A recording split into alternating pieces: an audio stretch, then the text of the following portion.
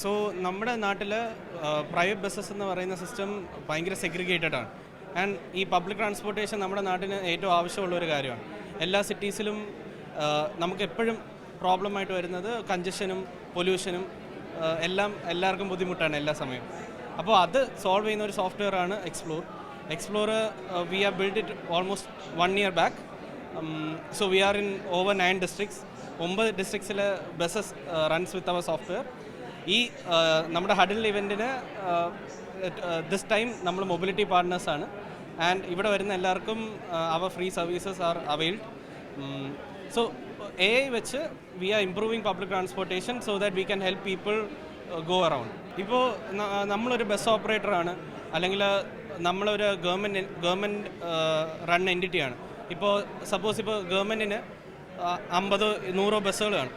അപ്പോൾ അതൊക്കെ റൺ ചെയ്യുന്നത് ഇപ്പോൾ എല്ലാവരും മാനുവൽ വർക്കിലാണ് റൺ ചെയ്യുന്നത്. സോ നമ്മുടെ software helps them schedule services.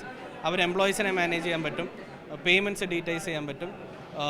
And ഇപ്പോൾ തിരക്ക് വരുന്നതിനനുസരിച്ച് കൂടുതൽ സർവീസസ് ഷെഡ്യൂൾ ചെയ്യാൻ പറ്റും. അപ്പോൾ ഇന്ത്യയിൽ തന്നെ ആദ്യമായിട്ടാണ് ഐമാസ് എന്ന് പറഞ്ഞൊരു സിസ്റ്റം ബിൽഡ് ചെയ്തിരിക്കുന്നത്. ഐമാസ് എന്ന് പറഞ്ഞാൽ intelligent mobility as A service. So ഈ ഒരു സിസ്റ്റം വെച്ചിട്ടാണ് അതാണ് നമ്മുടെ യൂസ് കേസ്. സോ ഇപ്പോൾ നമ്മുടെ KSRTC ഒത്തിരി പരിഷ്കരിച്ചിട്ടുണ്ട്.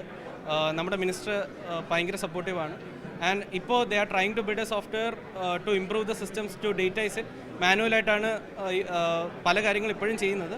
സോ നമ്മുടെ software it helps them do customised tweaks for themselves. അപ്പോൾ അവർക്ക് എന്തൊക്കെ നീഡ്സ് ഉണ്ടോ അവർക്ക് എംപ്ലോയീസിനൊക്കെ അവരുടെ എംപ്ലോയീസിനും അവരുടെ റിക്വയർമെൻറ്റ്സിനും അനുസരിച്ച് ഇറ്റ്സ് കസ്റ്റമൈസബിൾ. ഓക്കെ, അപ്പോൾ നമ്മുടെ വിവിധ തരത്തിൽ ഉള്ള നിക്ഷേപകരാണ് ഈ സമ്മിറ്റിൽ പങ്കെടുക്കുന്നത്. ഇത് സർക്കാരിൻ്റെ ഒരു നൂതനമായ ആശയമാണ്. അതിൽ വിവിധ പദ്ധതികളെ സംബന്ധിച്ച് ഇത്തരത്തിലുള്ള പുതിയ സംരംഭങ്ങൾ പരിചയപ്പെടാനുള്ള അവസരം, ഒപ്പം തന്നെ ഫണ്ടിങ്, ഇതിൻ്റെ പുതിയ സ്റ്റാർട്ടപ്പുകളുടെ ഫണ്ടിങ്, ഒപ്പം തന്നെ സാങ്കേതിക വിദ്യകളുടെ പുതിയ ആശയങ്ങൾ വ്യക്തമാക്കാനുള്ള സ്പേസ്, അതൊക്കെ ഇതിൽ ലഭിക്കുന്നു എന്നതാണ് ഏറ്റവും പ്രധാനപ്പെട്ട കാര്യം. സർക്കാർ നൂതനമായ ഒരു ആശയമാണ് മുന്നോട്ട് വെച്ചത്. അതിൽ വലിയ തരത്തിൽ സ്വീകാര്യം ലഭിച്ചിട്ടുണ്ട്. 10,000-ഓളം വരുന്ന പ്രതിനിധികൾ വിവിധ സ്ഥലങ്ങളിൽ നിന്ന് പങ്കെടുക്കുന്നു. 115-ലധികം രാജ്യങ്ങളിൽ നിന്ന് പ്രതിനിധികൾ പങ്കെടുക്കുന്നു. 150-ഓളം വരുന്ന സംരംഭകർ തന്നെ ഈ പരിപാടിയിൽ പങ്കെടുക്കുന്നു എന്നതാണ് ഏറ്റവും പ്രധാനപ്പെട്ട കാര്യം. അപ്പോൾ അത് നമ്മൾ ഈ സർക്കാരിൻ്റെ സാധാരണ പറയുന്ന ഒരു രീതിയുണ്ട്. ചുവപ്പ് നാടുകളിൽ കുടുങ്ങിക്കിടക്കുന്ന ഒരു അവസ്ഥയിൽ നിന്ന് എല്ലാ സംരംഭകരെയും സുതാര്യമായൊരു ഏകജാലക സംവിധാനത്തിലേക്ക് കൊണ്ടുവരിക, അവർക്ക് പൂർണ്ണമായി സ്വാതന്ത്ര്യം ലഭിക്കുക, കൂടുതൽ സ്റ്റാർട്ടപ്പുകൾ ഉണ്ടാകുക, കൂടുതൽ തൊഴിലവസരങ്ങൾ ഉണ്ടാകുക എന്നതാണ് ഇതിൻ്റെ ആശയത്തിന് പിന്നിൽ. ധനമന്ത്രി KN ബാലഗോപാലാണ് ആദ്യ സെക്ഷനിൽ പങ്കെടുത്തത്. മുഖ്യമന്ത്രി പിണറായി വിജയൻ അടക്കം ആ പരിപാടിയിൽ 14 തീയതി പങ്കെടുക്കുന്നുണ്ട്. വ്യവസായ മന്ത്രി P രാജീവ് പങ്കെടുക്കുന്നുണ്ട്.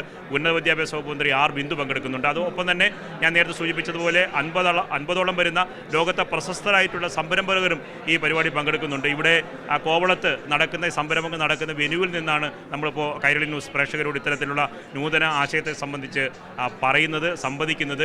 ക്യാമറമാൻ ബിച്ചു പോച്ചനൊപ്പം നിർമ്മൽ ചക്രവർത്തി, കൈരളി ന്യൂസ്, തിരുവനന്തപുരം.